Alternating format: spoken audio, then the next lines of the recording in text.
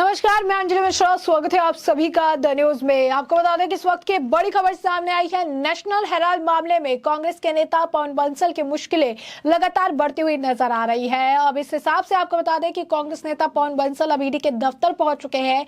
ED ने पवन बंसल को पूछताछ के लिए बुलाया था, तो वहीं पवन बंसल ने इससे पहले भी ईडी नेशनल हेराल्ड मामले में पूछताछ कर चुकी है। जानकारी दे दें कि बीते 2022 को भी कांग्रेस नेता और पूर्व केंद्रीय मंत्री पवन बंसल को ईडी ने तलब किया था। वहीं तब कांग्रेस के अध्यक्ष मल्लिकार्जुन खड़गे को भी ईडी ने तलब किया था। उनसे 2 घंटे से ज्यादा समय तक अधिकारियों ने पूछताछ की थी। कांग्रेस के वरिष्ठ नेता पवन बंसल को अब नेशनल हेराल्ड मामले में ईडी के सामने पेश हुए। पार्टी के पूर्व कोषाध्यक्ष बंसल दोपहर करीब 12 बजे ईडी के सामने पेश हुए। वह सीधे केंद्रीय एजेंसी के मुख्यालय के अंदर गए, जो नेशनल हेराल्ड में कथित मनी लॉन्ड्रिंग आरोप की जांच कर रही है। दिल्ली की एक निचली अदालत के द्वारा 2013 में पूर्व भाजपा सांसद सुब्रमण्यम स्वामी द्वारा दायर एक शिकायत के आधार पर की गई आयकर विभाग की जांच का संज्ञान लेने के बाद ईडी ने 2 साल पहले कथित मनी लॉन्ड्रिंग के लिए कांग्रेस नेताओं के खिलाफ केस इस मामले में दर्ज किया था। आप समझ सकते हैं कि मामला ये काफी ज्यादा, अगर आप कहेंगे, पुराना मामला है और इसे अब काफी गंभीरता से भी लिया जा रहा है। इस मामले में कई लोगों से भी पूछताछ हो चुकी है। मामला दर्ज होने के बाद की अगर हम आपको बात बताएं, कांग्रेस के कई बड़े नेताओं से इसे लेकर पूछताछ हो चुकी है। ईडी ने पिछले साल पहली बार इस मामले को लेकर गांधी परिवार के सदस्य सोनिया गांधी और राहुल गांधी से भी पूछताछ की थी, जो young Indian private limited YIAL के भी बहुमत शेयर धारक थे। इससे पहले ईडी ने मल्लिकार्जुन खड़गे, बंसल और कई अन्य नेताओं से भी इस मामले में पूछताछ की थी। तो आप समझ सकते हैं कि पवन बंसल के लिए ये मुश्किल लगातार बढ़ रही है। पवन बंसल वो कोषाध्यक्ष रह चुके हैं और ऐसे में उनके ऊपर ये पूरा मामला निकलकर सामने आ रहा है। और स्पष्ट तौर पर पवन बंसल के लिए ये काफी ज्यादा, अगर आप कहेंगे, दुखदाई हो सकता है।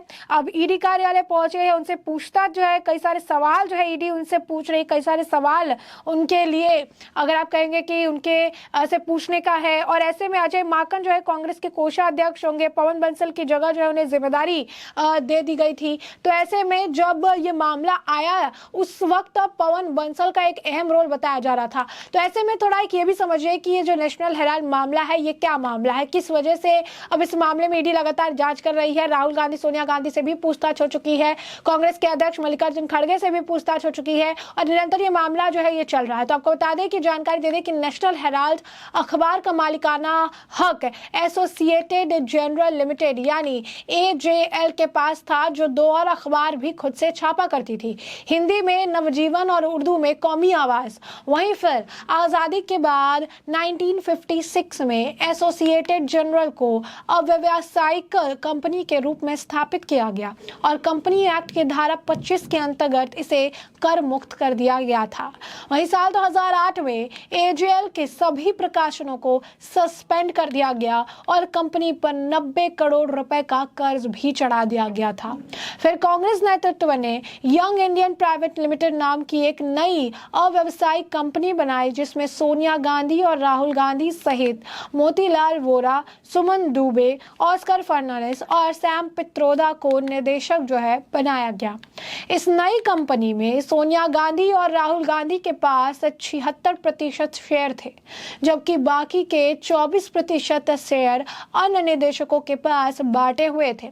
कांग्रेस पार्टी ने इस कंपनी को 90 करोड़ रुपए बतौर ऋण भी दे दिया था।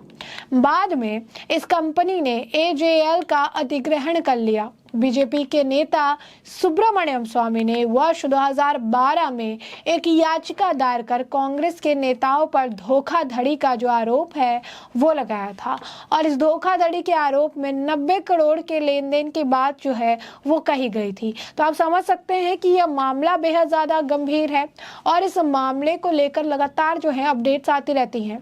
ऐसे में एक बड़ी अपडेट है कि दिल्ली में कांग्रेस के नेता पवन बंसल ईडी के दफ्तर पहुंचे और ईडी ने पवन पवन बंसल को पूछताछ के लिए बुलाया था। पवन बंसल ने इससे पहले भी ईडी नेशनल हेराल्ड मामले में पूछताछ कर चुकी है। 2022 को भी कांग्रेस नेता और पूर्व केंद्रीय मंत्री पवन बंसल से ईडी ने जो है पूछताछ की थी। तब कांग्रेस अध्यक्ष मल्लिकार्जुन खड़गे को भी ईडी ने तलब किया था। उनसे 2 घंटे से ज्यादा समय तक अधिकारियों ने पूछताछ की थी।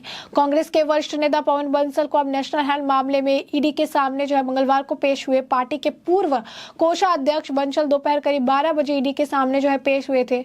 वो सीधे केंद्रीय एजेंसी के मुख्यालय के अंदर गए जो नेशनल हेराल्ड में कथित मनी लॉन्ड्रिंग आरोप की जांच कर रही है। दिल्ली की एक निचली अदालत द्वारा 2013 में पूर्व भाजपा सांसद सुब्रमण्यम स्वामी द्वारा दायर शिकायत के आधार पर की गई आयकर विभाग की जांच का संज्ञान लेने के बाद ईडी ने 2 साल पहले कथित मनी लॉन्ड्रिंग के लिए कांग्रेस नेताओं के खिलाफ जो है ये मामला जो है दर्ज किया था। मामला दर्ज होने के बाद ईडी ने पिछले साल पहली बार गांधी परिवार के सदस्य सोनिया गांधी और राहुल गांधी से पूछताछ की थी, जो यंग इंडियन प्राइवेट लिमिटेड के बहुमत शेयर धारक है। 76% शेयर धारक का जो है वो है 76% का जो पूरा आप कह सकते हैं कि शेयर धारकों में सोनिया गांधी और राहुल गांधी का नाम है और बाकी बचे हुए 24% में वहाँ मोतीलाल वोरा समेत आप कह सकते हैं सैम पित्रोदा समेत बाकी लोगों का नाम शामिल है। तो ऐसे में सबसे ज्यादा जो है इसमें शेयर धारकों के लिस्ट में सोनिया गांधी और राहुल गांधी का नाम निकलकर सामने आया था, जिसके बाद अगर आप देखेंगे तो इस मामले में उनसे भी कई घंटों की लंबी 9 घंटे 10 घंटे की लंबी पूछताछ सोनिया गांधी और राहुल गांधी से भी हुई थी। इस वक्त भी कांग्रेस ने जमकर इस मामले को लेकर हंगामा काटा था। अब ऐसे में आप देखेंगे कि केरल के तिरुवनंतपुरम में भी ईडी ने छापेमारी की। तो अगर आप देखेंगे तो ईडी का ये जो मामला है, ईडी जो है इस मामले में पीछे हटने को तैयार नहीं है। लगातार जो है इस मामले में अपडेट्स आ रही हैं और लगातार जो है अगर आप देखेंगे इस मामले में कांग्रेस की मुश्किलें बढ़ती हुई नजर आ रही है। इस मामले में आपको बता दें कि 2022 में कांग्रेस पार्टी से संबंधित यंग इंडियन कंपनी में कथित वित्तीय अनियमितताओं से जुड़े धन शोधन के मामले में उनसे जो पूछताछ है वो की गई है। अप्रैल के महीने में 2022 में भी इस मामले में पूछताछ की गई थी। यंग इंडिया के पास जो है नेशनल हेराल्ड अखबार का स्वामित्व यानी ओनरशिप था और पूर्व केंद्रीय मंत्री एसोसिएट जनरल लिमिटेड एजेएल के प्रबंधक निदेशक और कांग्रेस के अंतरिम कोषाध्यक्ष के रूप में उनसे पूछताछ की गई, क्योंकि उस वक्त वो जो है कोषाध्यक्ष थे। National Herald associate general limited द्वारा प्रकाशित किया जाता था और इसका यह जो ओनरशिप है वो यंग इंडियन प्राइवेट लिमिटेड के पास है। ऐसे में इन सभी मामलों को देखते हुए जो है पवन बंसल जो है इस मामले में उनसे जो है पूछताछ की गई। बंसल और कई अन्य लोगों से भी इस मामले में जो है पूछताछ की गई है। जैसे आपको बता कि मोतीलाल वोरा का भी जब नाम आया था तो उस वक्त भी उनके बेटे और सारी चीजें जो है कह रहे थे, उस वक्त भी बयानबाजियां जमकर हुई थी। राहुल गांधी से ऑलरेडी इस मामले में पूछताछ हो चुकी है, सोनिया गांधी से भी इस मामले में पूछताछ हो चुकी है। यानी नेशनल हेराल्ड ये मामला जो है, नेशनल हेराल्ड मामला ये कोई छोटा मामला नहीं है और ये ऐसा मामला है जिस मामले में कांग्रेस बुरी तरीके से हमेशा जो है फंसती नजर आती है। कई बार कई सारी चीजें सामने आई है। यही नहीं, नेशनल हेराल्ड से जो है कई बार आप कहिए कि राहुल गांधी ने इसे लेकर बयानबाजी भी की थी।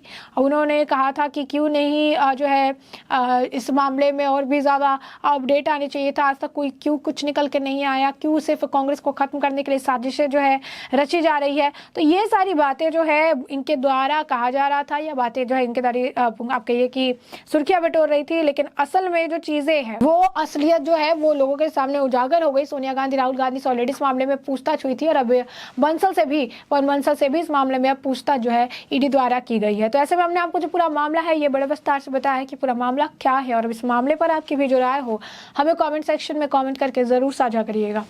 धन्यवाद।